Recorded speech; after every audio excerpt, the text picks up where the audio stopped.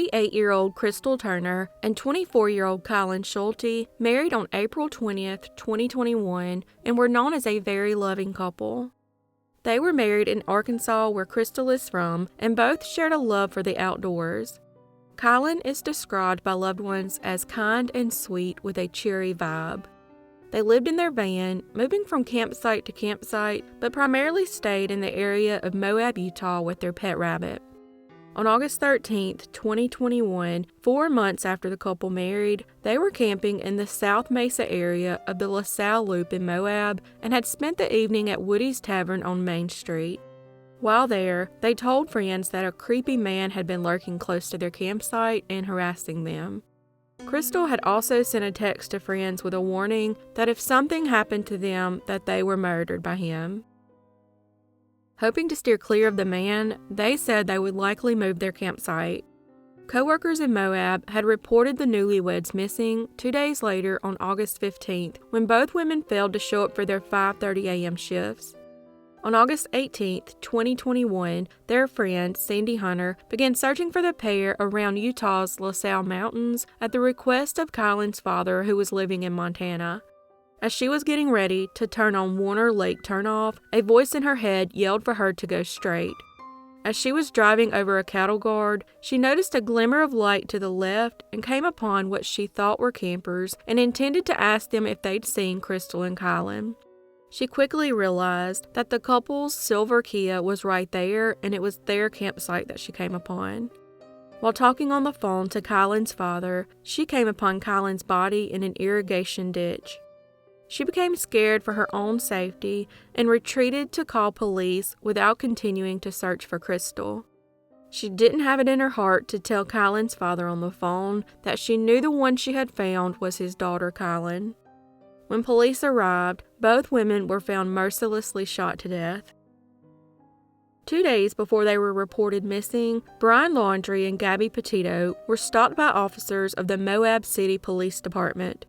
This led to speculation of a connection between the cases, but that was ultimately ruled out when it was determined that their cell phone data showed they were not in the same area at the time. Crystal and Kylen's murders were also glossed over in the media due to the highly publicized disappearance and murder of Gabby, who was later found dead in the Bridger-Teton National Forest in Wyoming, over 7 hours north of Moab. A month after the homicides, Kylen's father set up a clue booth at Swanee Park in Moab, seeking tips from the public himself as Moab Police, the Grand County Sheriff's Office, and the FBI continued to investigate. In May 2022, nearly a year after the double homicide, the Grand County Sheriff's Office announced that they identified Adam Pinkowitz as the suspect in Kylen and Crystal's death. Pinkowitz is a former employee at the McDonald's in Moab, the same restaurant where Crystal was working, and had failed to show up for her shift. However, it's unclear if she knew Pinkowitz, because if he was the creepy guy they were referring to, she obviously didn't recognize him.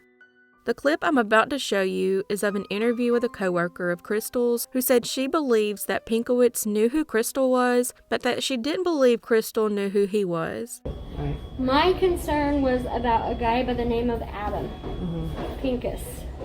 It's not his, I'm not saying his last name right, okay? Right. So she came in one night, like she always did, and she wanted a bag of ice and she wanted to make her own food, which we just let her do. She wanted a couple quarter pounders, and I'm like, hey, no problem, you go for it. Well, he took notice of her, and he comes up to me and he says, well, is she supposed, I said, she's one of us, she works here. Yeah. If she comes back there, she's part of our team. Yeah. You guys help each other Exactly. out. Well, you know, that's the one thing we did find out is you guys are her family here. I just want to let you know that. Yes, we loved Crystal. But then, a few nights after that, she got into a fight. That man got into a fight with Nancy and Lori because they are lesbians. Okay? So I've spoke to my heart's content to tell everybody that this dude is bad news. But would she have referred, like if she saw She him probably might not have known him if she saw him. but she would have probably referred to him as a creepy dude because that's who I think. I can't close my mind off to other things, but right. It's like, you know, I just want to find out who this guy was. Yeah, but your best bet is to have the FBI investigate this. Yeah, let me tell you. Investigate the Adam guy? Yeah, Adam Pincus. Where's he live? He is homeless. He's homeless. Okay? Is he still around? Have you seen him? I don't know his checks from all this months because he quit like right after this happened with Nancy and Lori. And we haven't seen him since, but his check is still here. Oh, so he used to work here? Yes. Adam Pincus. Yes. I'll look him up. Yeah, he's and yeah, he would have been. But it doesn't sound like he's. I mean, it sounds like a homeless person would want to come get his checks. So it sounds like he might have already. Did he didn't they park here or something in the van or something? Yeah, did Adam go out to their van? I don't hang know. out with them? That I don't know. Because they lived here, and so He was initially investigated as a person of interest along with others and had a history of picking fights with lesbians. He was also homeless and didn't show up for work or pick up his check after the horrific murders. According to the sheriff's office, Pinkowitz was in the LaSalle Mountains and Moab around the time the couple was found dead. He had reportedly left the state of Utah after the shootings and killed himself a month after their murders. He reportedly confessed to a friend that he killed 2 women in Utah and provided specific details that were known only to investigators. Detectives had recovered an audio recording that was recorded on August 14th nearby to their campsite, and they confirmed the sound of gunshots can be heard. A private investigator alleged that the audio was recorded at 11:35 a.m. on August 14th, 2021, the morning after the women were last seen alive, and said that screams can be heard too. While police confirmed the date and the sounds of gunshots, they would not confirm the sounds of screams. Assuming Pinkowitz is the sole guilty party, the case is over to some, but the Grand County Sheriff's Office says that they will continue to investigate the case and collect evidence. Although their families will not see justice served, at least he will never be able to hurt anyone ever again.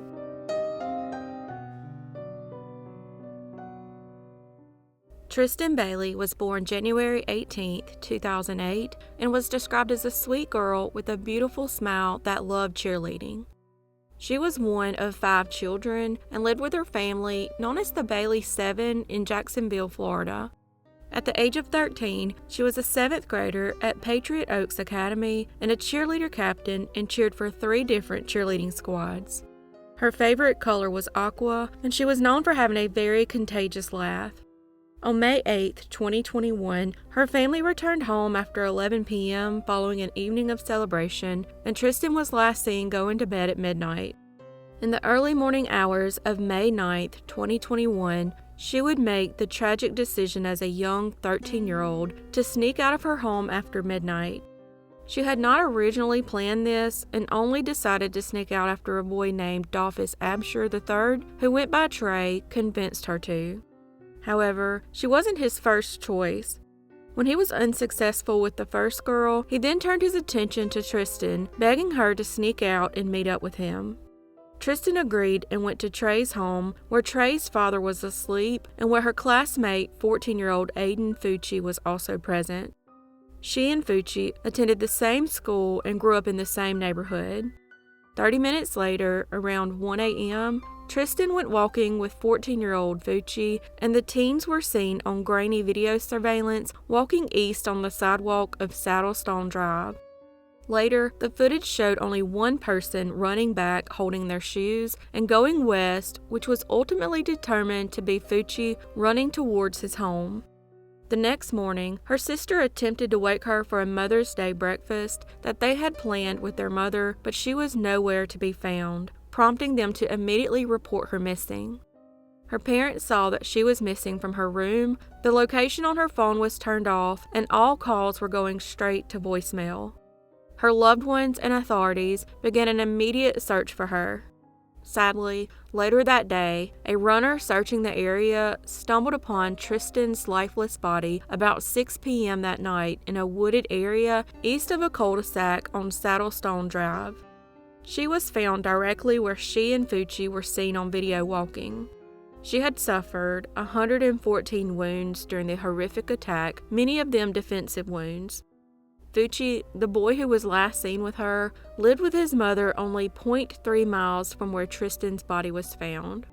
The next morning, Fucci was brought in for questioning. In a shocking twist, as soon as her son left the house with police, his mother began scrubbing the jeans he wore the night before. She would later be charged with washing his jeans in an attempt to destroy evidence after she was seen on her own home surveillance camera doing so.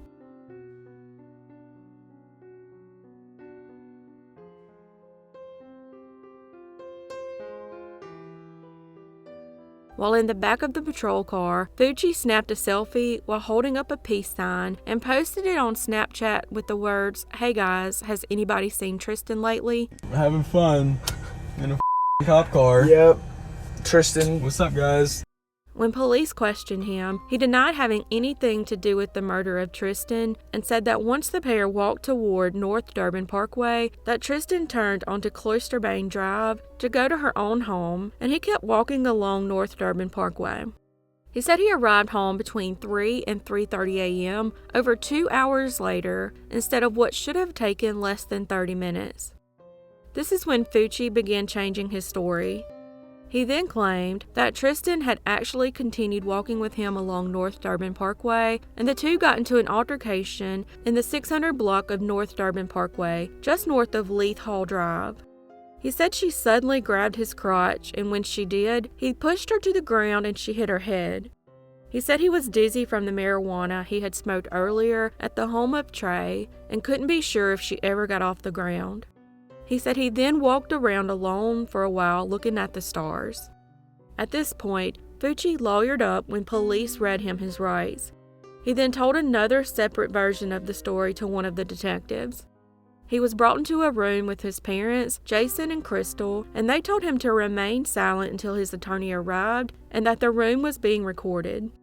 This is when his mother told him that Tristyn was found murdered. He asked how that was his problem, and his parents said because he was the last person to be seen with her. His father then asked Fucci if he had any scrapes or cuts on his body, and Fucci said no. He said that he had kissed Tristyn, but that was it. When the detective requested consent to gather fingernail scrapings, his parents stated that they would need to wait on the attorney. Once the detective left the room, his parents told him that police would be looking underneath his nails and checking his body for marks. His mother then began talking about his clothes and asked if anything would be found on them and whispered blood to Fucci. He said that he had been wearing jeans, and she suggested that he had been wearing khakis instead. They wrapped up by telling him to find his story and stick to it, then spoke to the attorney and returned again to the interrogation room. At this point, Fucci and his father began typing messages to one another on a phone and passing it back and forth. Fucci's wet Nike shoes and t-shirt tested positive for the presumptive presence of blood. The cops had found a knife on Fucci when they went to question him. The deputy reported that he did not observe anything suspicious about it and turned it over to Fucci's father. When police later asked for the knife back, his father said that he had set it on the edge of his truck and forgot about it and then drove away and lost it. Although the knife that was given to his dad wasn't the murder weapon, nobody knew that at that point. The actual knife involved in the murder was later found in a pond about 140 feet from her body. Fucci's girlfriend told an investigator that he would hear voices that would tell him to kill people. He also had a notebook that contained violent and satanic drawings. Why am I here? I just want to talk to my mom and dad. Other friends of Fucci's reported that prior to the murder, Fucci was adamant that he wanted to take someone to the woods and kill them, and he always carried a knife in his pocket. However, no one ever reported his statements about his thoughts of killing someone. Shockingly, after her death, her Instagram became bombarded with awful comments calling her names, false accusations, and even defending her murderer. Many online trolls quickly went to the internet mocking Tristyn and posted #FreeAiden, which is disgusting in itself. Her family has been harassed both online and in person, and many of their classmates victim blamed Tristyn. Fucci was quickly charged with second-degree murder, which was later upgraded by a grand jury to first-degree premeditated murder, and charged as an adult, but due to his age, is unable to be sentenced to death. His pre-trial took place in February 2022, and trial is expected to begin in November 2022. The number of witnesses that could be called to testify in the case is now over 250. Despite their tragic loss, her family says, although forever changed, they will always be the Bailey 7. There are no words that will heal it. So all of the messages that poured in from people all over the place, they helped us. We are forever changed as a family, but we will always be the Bailey 7. For now, I will follow what Tristyn has always said. Get it together. You got this, Mom.